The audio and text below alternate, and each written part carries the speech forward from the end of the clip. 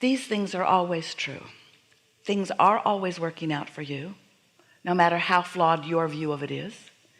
And you can get to everything that you want. There is nothing that, if this time-space reality is inspired within you, that cannot come to full fruition. But we also want to put in that important acknowledgement. Did you get it? You can be or do or have anything that you desire, but sometimes you can't get there from there. Now, sounds like a contradiction, Abraham. You said I can be or do or have anything, and then you said I can't get there from where I am. And we want you to understand that what we mean is you can't get there sometimes from the vibrational stance you're in. You got to get into a better mood. You've got to get into the receiving mode. You have to find a way of being receptive to what's in your vortex, because while your vortex, your inner being, source energy, and law of attraction are yielding to you constantly a path of least resistance, so that you can experience the deliciousness and the satisfaction of what you desire unfolding into the things of life, the experiences of life, the relationships of life, the monetary things of life, the piles of money of life. While all of that is potential for you, and while all of those pathways are being shined a light on by your inner being, if you're not in the receptive mode, you're going to claim that the path isn't there when it is. And we understand why you'd say that, because if you're not in the vibrational frequency where you can receive it, you're not going to receive it. So over time, we've wanted to help you to first accept that you are more than you see in these bodies, and next to understand that you are brilliant, beautiful creators, and that you came with the intention of creating for the purpose of satisfaction. We also want you to understand that this universe is vibrationally based, and so you have to accept yourself as a vibrational being, and you have to understand how it is that you offer vibration. You have to understand how vibrations turn to thoughts and how thoughts turn to things, which means you've got to understand what reception is.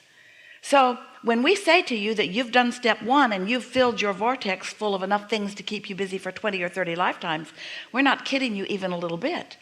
In fact, we're so serious about this vibrational reality that we gave it a name. We call it this vortex, this spinning, summoning, collecting, and gathering up cooperative components for you. Wrote a whole book about it, a couple of books about it, so that you would accept its validity. And then we began saying to you, but you've got to get into the vortex. You've got to be a vibrational match to what's in there. And you've been patient with us over time. We hear you. Abraham, how can I get my money out of the vortex and into the bank? How can this vibrational reality that you all are so excited about, how can it become tangible for me? Because I'm a human being. I'm in physical form. I came into this leading edge. I want manifestations. I want manifestations. I want my creations to materialize so that I and others can enjoy them. And we say, that's what we've been talking to you about for a while. And it is certainly what we want to talk with you about today. We want you to understand how you must, if you want that, get into the receiving mode so that you can receive the thought, the impulse, so that your timing can be good, so that you can be in the right place at the right time. There is so much that is being presented to you. You see, your inner being knows where you stand in terms of your manifestations, and those manifestations in relationship to the manifestations that you want. Your inner being knows where you stand in relationship to all of that, and knows what your path of least resistance is to get there. And did you notice we said your path of least resistance? Because if you weren't putting resistance on your path, there would be no resistance, and you could ask and it would be given instantly. Not just given like it is, but given and received by you like it is. So the only hang up is you're asking, that's good. You can't stop it. And it's being given to you. That's happening. You can't stop that either. But you can block yourself from being in the receiving mode of recognizing that it is being given. And why you usually do that is because you're not satisfied. We love you so much.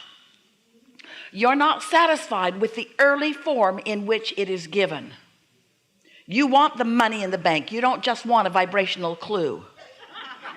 You want your lover with you, living with you, enjoying life with you. You just don't want to be guided over here and over here and over here. But you've got to find a way of accepting that it is a process, and it's a process that's coming to you at the speed and at the clarity to which you have achieved the receiving mode. The only thing that's slowing it down is your unreadiness to be ready.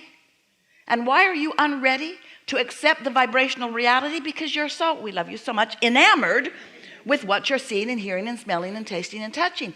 And we don't blame you. We think that's a good thing. But do you see the tightrope you're sort of walking here? You got to find a way to be satisfied with what is and eager for more. You got to find a way to be willing to let the gestation process of the seed in the ground happen. You've got to be willing to let what's ready for you become more and more ready, and you must hold yourself more frequently, more chronically, in an attitude of belief in your worthiness, in your ability, and in the universal laws of the universe to deliver to you anything and everything that you desire. The other day, Esther had such a wonderful experience. She was at home in Southern California, and she'd been meditating. We've been encouraging it every day, and she started doing it every day again, just for the satisfaction of really getting into the receiving mode, into that place where there's no resistance whatsoever. And as soon as she came back into her awareness after meditation, the thought that was in her mind was the fun of moving some furniture around in her house. She went right into the living room and looked, and she thought, that would look good if it was flipped the other way. You could put that over there, and that would make room over there for a desk that I want to put over there. And she was very excited about it. And so quickly, within a minute or two of that very fast first thought about that she'd had, she was online looking for 2 men in a truck. She called them and she said, I would like 2 men. I don't need the truck because we're not going to move anything anywhere. But if 2 men could come with or without the truck's not important. I have some things that I would like to move around. And so they set it up for tomorrow. Esther was so excited. So she's looking around. What else could I move from place to place while they're here? Because I'm going to have 2 men and a truck. So she had a lot of fun with that through the day, and then got another thought. These thoughts seem to come out of nowhere. Where does a thought come from anyway? When you are the receiver of the thought, it doesn't matter so much where it comes from, because you can only control your reception. You can't control where it's broadcast from. But Esther receives another thought, and she's thinking, let's see, Jerry and I bought this house 10 years ago, and I know there's a music system in this house that will play everywhere, not just in the bedroom. So she sat down with an intention of figuring it out and pushed a sequence of buttons until suddenly she heard sound in another room. And then she remembered that there are knobs in many places in the house, and even out on the patios and in the courtyards. So she ran around and started turning knobs. It was so exciting. It's only been 10 years. Took her a while to get in the receptive mode about that. So then she's looking at this palette of music that is available to her through the cable system that's coming into her house. And she thought, I wonder what that is. I wonder what that is. I wonder what that is. So she listened for a few minutes in each genre of music, just so that she'd know which ones were her favorite. And in the process, she discovered rap. She pushed the buttons in all of the rooms, turned the knobs all up loud, and felt the exhilaration of this for a while. She was high on it. So were her neighbors. It was loud. And then she went on with other things. And then the next day, 2 men and a truck show up. And so she's showing them what to do, and they are enjoying the environment, and they're moving things around, and they're delightful, both of them. And one of them, Esther, is talking about, oh, have you ever seen a more beautiful day? And he says, yes, but I'm leaving. I'm going back to Alabama, where I come from. And Esther said, why? And he said, because I am a rapper. And Esther said, hold on just a minute. So she goes into her machine and pushes the buttons, and rap is happening all around. His eyes are so big he can't believe, he thinks he's in an alternate reality. Nothing about this moment seems right to him. And then he says to Esther, what do you do?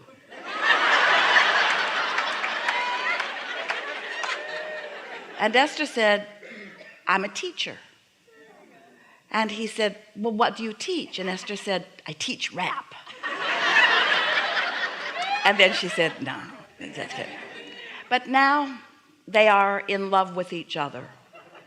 And then he says, really, what do you do? And Esther said, oh, it's sort of a long story, but I have some books. So she took a couple of books from the shelf and signed them and gave them to him, and off he went. And as he went out the gate, he turned with such intensity and he said, Esther, which one should I read first? And Esther knew for sure he's going to read those books and she is going to hear him rapping. There is no question in her mind that someone with this heart and this desire and this passion and this readiness and this willingness and this wantingness, and now this understanding at his young age, he's got everything that he will ever need to do or be or have anything that he ever wants. And right now what it is rap. And so the reason we tell you the story is for a number of reasons. First and most important is that Esther didn't wake up intending to be a teacher that day. She woke up just wanting some furniture moved around, because her inner being knew that that was the path of least resistance, and his inner being knew that that was the path of least resistance, to put these two people together, with one with a question and one with an answer. Do you see how it works? The giving and the receiving is always that way. You are the givers and the receivers to and from each other all the time. And when you are in the receiving mode, then you get ideas that not only benefit you, it's always win-win. It benefits you and it benefits another every single time that you are in the receiving mode. Sometimes you're in the receiving mode and others aren't. Sometimes they're in the receiving mode and you're not. Not such good connections. But when you are and they are and you come together, then wonderful things happen. Wonderful communications happen. Wonderful path of least resistances happen. Wonderful timing happens. Wonderful answers to wonderful questions. When you are in the receiving mode, you are also in the giving mode. When you're tuned in and tapped in and turned on to this non-physical energy, then how is it that so often non-physical energy can express? You ever had a bird just show up and get your attention, and as you looked at it, you knew? At the same time you're seeing the bird, you know what that's about. You even might know who it is that's bringing you a message. And while the bird is going cheep, cheep, cheep, tweet, tweet, tweet, you're not hearing the sound of the bird. You're feeling the vibration of the bird. And so often it calls your attention to someone often dearly departed. And then often you lose your track because you focus upon who it might be that is bringing you the message, and then you miss them because they're not here. So you've tuned in accidentally, and then you tune out because you're misunderstanding that you just had a rendezvous with something that is bringing you information that if you could remain in the receiving mode, you would know, you see. And so the things that we want you to gather from this conversation that we're having today together is we want you to leave knowing unequivocally that anything that this time and space can inspire within you, it can yield to you. If you can want it, you can have it. But you've got to understand that law of attraction is the basis of the combining, and you've got to understand what it is that you are in this moment in time in the reception mode of. Because sometimes without meaning to be, you are in the receiving mode of the absence of what you want instead of the receiving mode for the presence of what you want. So the story goes on a little further. So you ask, source answers, and this vortex is there, this vibrational reality is the answer. It is also the now reality. This is where all the action is. This is where all of the attention is. This is what source energy is focused upon. So source energy is focused upon who you really are, not only what you've allowed yourself to be so far. So your up to the minute updates of what you want are always in your vortex, and that's what your inner being is always focused upon.